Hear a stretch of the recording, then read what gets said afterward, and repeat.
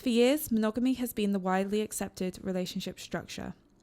However, there are those who disagree and challenge this societal choice, something that can be considered anarchy to what we have come to know.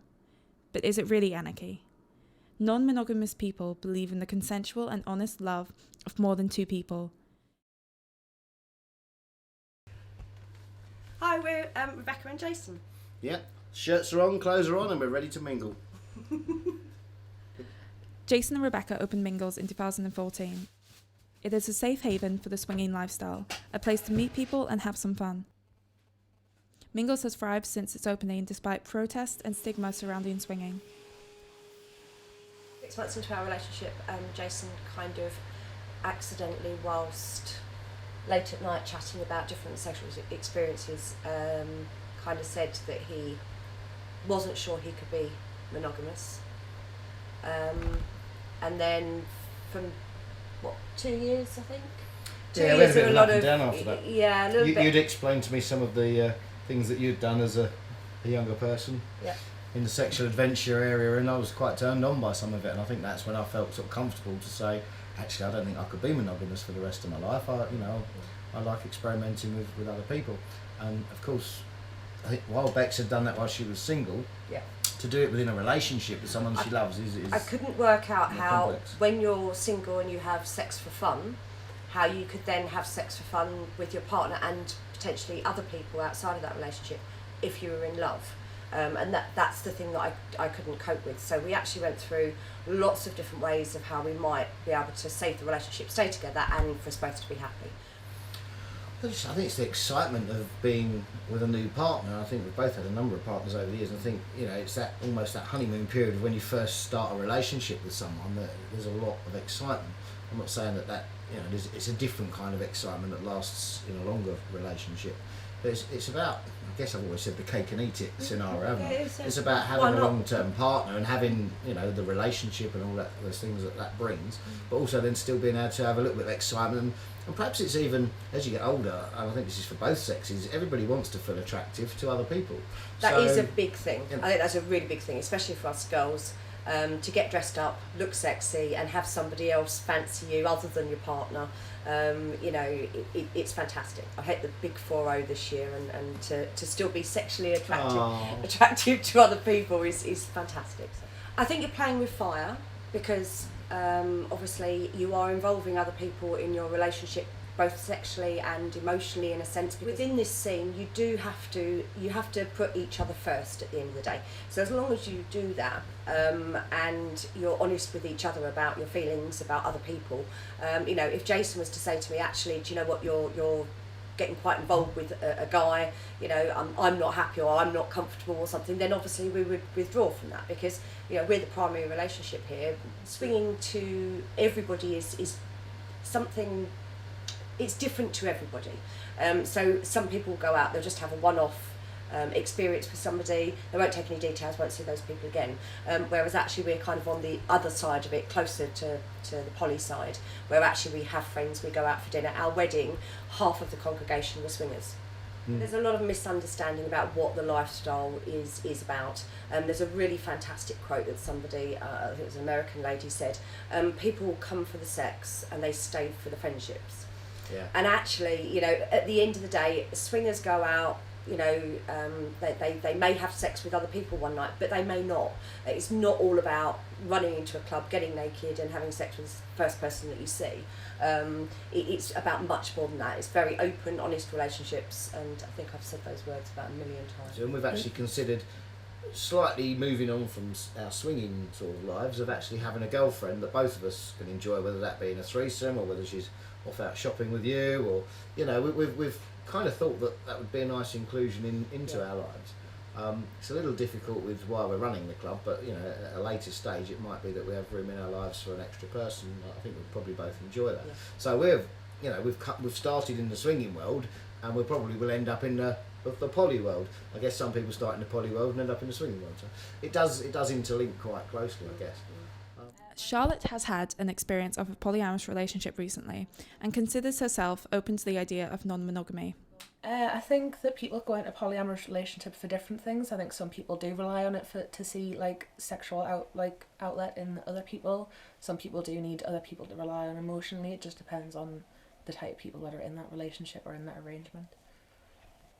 I think it takes away the point, like the relying on one person for everything, where you can find different things in different people, and it's a lot nicer. It takes stress off relationships, I feel, and it's like it makes a lot more people happy than just two people in a stereotypical monogamous relationship.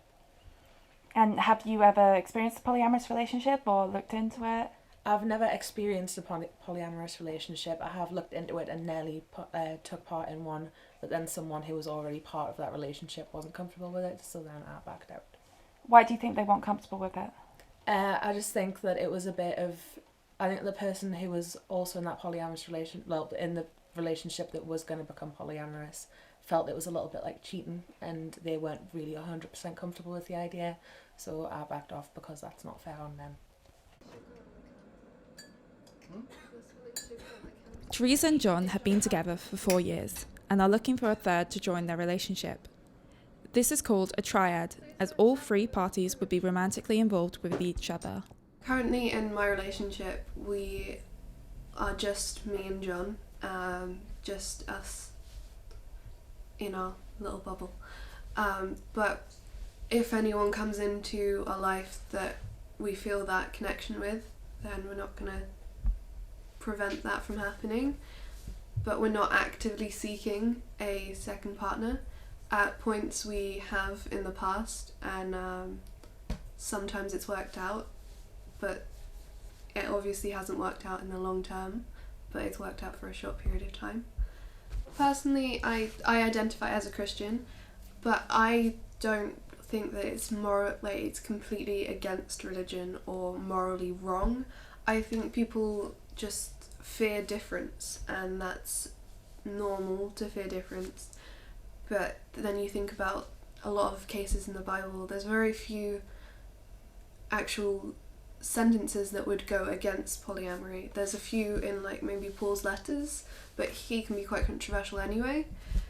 And I think it's quite natural in animal life as well as human life to have multiple partners.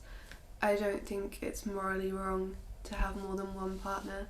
I think jealousy often is caused by someone not knowing it happening or not being completely like open with what is happening. So like as soon as I'd have an experience with a girl or he'd have an experience with a girl, like we'd either be there or would tell the other person. I think I'd be happy with a monogamous relationship, but it's just an added extra having a polygamous relationship. It's just an added extra. I mean, I think we'd both be perfectly happy if we were just in a monogamous relationship, but equally it's something else. I mean, we've both talked about future things, and we can both see having a polygamous relationship, like when we have kids, so having like 2 mums and a dad, we can see having that type of relationship, but we can also see it just being us and the kids. So I think it's just open at the moment as to whether I'll stay polyamorous or not. Quite simply, I could see being in a 3-person relationship all my life if I found the right people. Attitudes to non-monogamy have varied from scepticism to outright protests. One such protester at the Swingers Club Mingles is Andrew Hamilton, who has condemned the morality of the lifestyle since its opening 2.5 years ago. I'm Andy Hamilton. I live in Lexington. It's only a cycle ride away from this disgusting place. We're not actually sure why he's so against us. His boards say things like no brothels, no sex shops, no sex clubs, no swingers clubs. So he seems to have an issue with the whole kind of sexuality of anybody. So he certainly wouldn't like poly people either. No, I think he obviously has a religious background. which we do respect his views, but we just don't go and stand outside his house and tell him that you know what he can and can't do. He's written quite a lot of stuff online about us and the club, and he's said we force our views on everybody, but we're not. We're in a very sort of, you know, we've got no signage on our building, so the building's very discreet. A swingers club is morally. This chap is running a swingers club to encourage people to make money, to encourage people to have adultery, which I think is morally wrong. Unfortunately, the council feels they cannot rule against something just because it's morally wrong. And why do you personally believe it's morally wrong? Because he's taking money to encourage adultery. I mean, I know adultery happens if you go into town, the nightclubs down there. That's different. But what happens is these couples come along to swap with whoever at random happens to be there. They've never met them before, they'll never meet them again. And I tell you, in 20 years' time, they'll be perfectly happy with blow-up dolls designed by Disney. I think if he actually took the time to come and speak to us, and we've always said our door's open, if he wants to come and have a cup of coffee with us and have a chat about what his issues are, we'd be very happy to talk to him. But unfortunately, he just literally will not say anything to us at all. As I say, which or is a anybody shame. that comes to Or the club. anybody, He'll tut at people as they're walking in, and he'll stand and stare at them as they walk in. So he's trying to intimidate people and stop people from doing something that they're entitled to come and do with their free time, you know. So I think it's a shame. I think it's a real shame that somebody feels it necessary to judge others without any knowledge of what actually happens in the swinging world. I think that's a shame. It is clear there will always be those who oppose different lifestyles, and non-monogamy is no different. Who are we to define who and how many people you can love? Is it unfair for society to have us all put our hopes and desires into just one person? Well, I don't believe a non-monogamous lifestyle is for everyone. Just like gay marriage, I believe the option should exist, as it is a viable way of life, and maybe not as anarchistic as one would think.